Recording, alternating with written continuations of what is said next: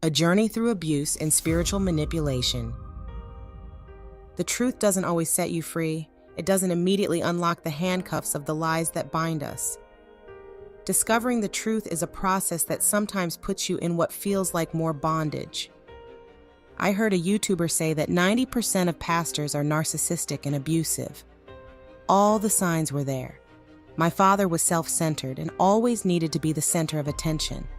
He was vain and measured himself based on a flawed sense of self-worth, that is, physical appearance, intellect, and abilities. He only gave attention and affection when it was in his best interest to do so. And he used people and lied to achieve his personal goals. My father appeared compassionate towards people he cared about, but would discard them when they were no longer useful to him. He maintained unrealistic and grandiose aspirations, could not take criticism from others, and never attempted to develop or change any of these behaviors. By now, you can probably define narcissism front to back, so I won't bore you with any clinical definitions or weird narcs terms.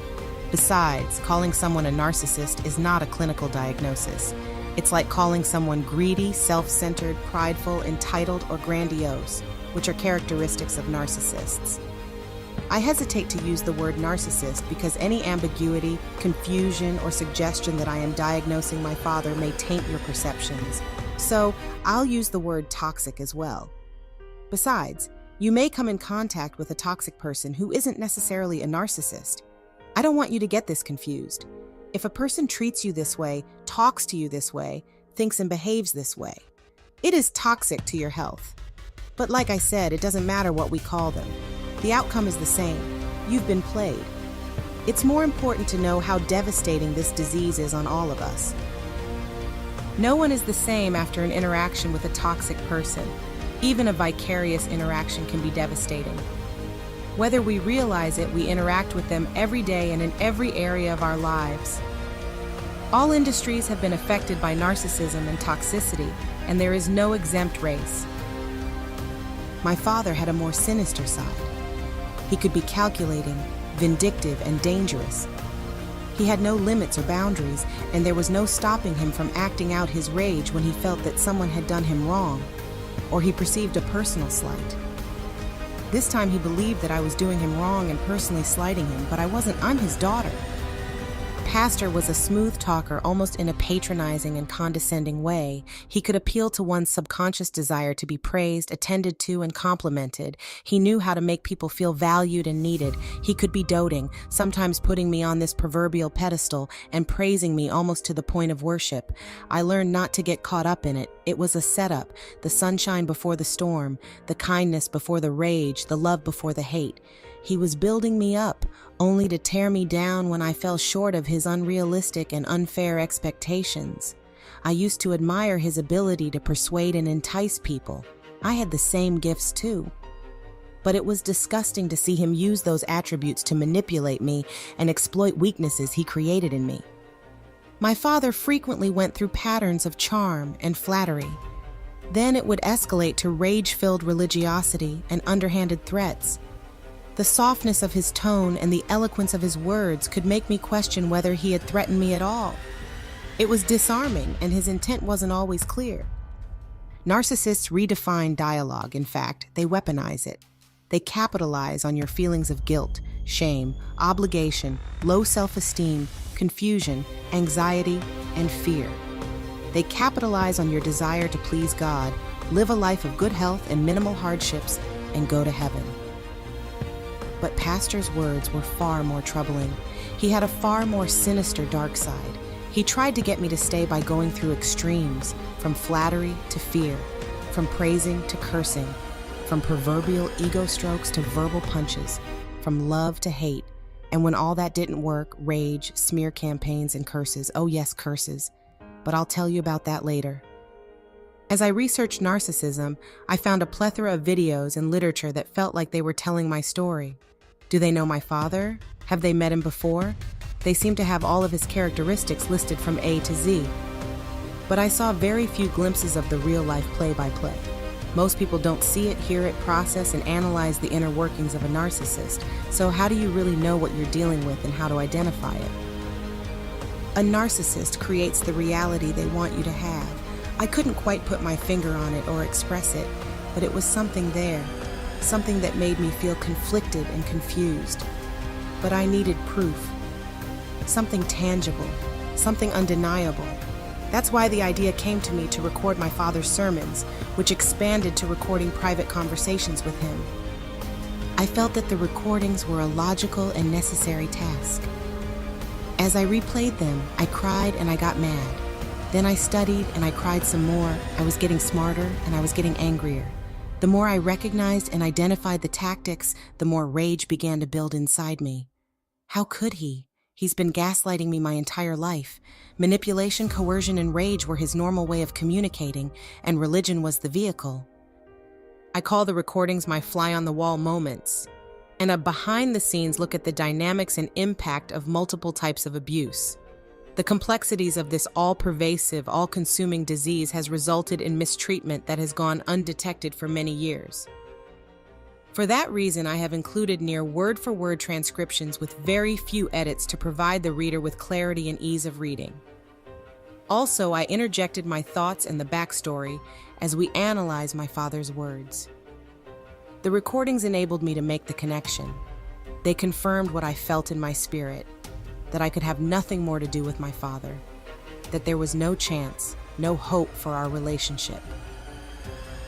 We've all engaged in manipulative behavior to get what we want. Manipulation has a negative connotation, but the average person rarely has malicious intentions. Some people simply refer to it as good and bad manipulation. Good manipulation is what many would equate to tricking someone into doing what is best for them or invoking a reaction that is deemed beneficial to the person. From buying something, to eating healthier, to voting for a particular political party, we are even manipulated to smile, speak, and engage with others. We are all manipulated to some degree every day, but intent is the major factor that separates the sort of regular, everyday manipulation from the more sinister kind. These manipulation tactics can occur simultaneously and vary in intensity. In some cases, these abusers will stop at nothing to maintain control over their victims. They'll lie, threaten, guilt trip, blame, and scapegoat you for the bad and take credit for everything good. They'll shame you, devalue, and discard you. Then they'll hurt and rescue you from the very pain they caused. When you try to speak up, they'll intrude and interrupt, minimize, deflect, divert, dismiss, diminish, and evade. When you seek assistance, they'll triangulate, gaslight, project, invalidate, and rationalize. When you leave, they'll love bomb, give gifts, play innocent or confused, and even give silent treatment to suck you back in. Then when they get you back, they restart the cycle of objectifying, discouraging, criticizing, and abusing you. Most survivors report that the most volatile and dangerous time is when they are preparing to leave or leaving their abuser. Life with my father was marred by invalidation, emotional manipulation, control, lack of boundaries and safety, high demands, minimal support, and rage. Lots of rage. Any number of things can trigger narcissistic rage, from not getting their way to being caught and called out for breaking rules and violating boundaries and social norms. A toxic person will take great offense to criticism even when it's made respectfully, constructively, and reasonably. When they are asked to be accountable for their actions or their manipulative, exploitative, and shameful behavior. My father was no different. He used rage as a tool to coerce others to get his way and avoid facing the reality of his own inadequacies, shortcomings, and failures.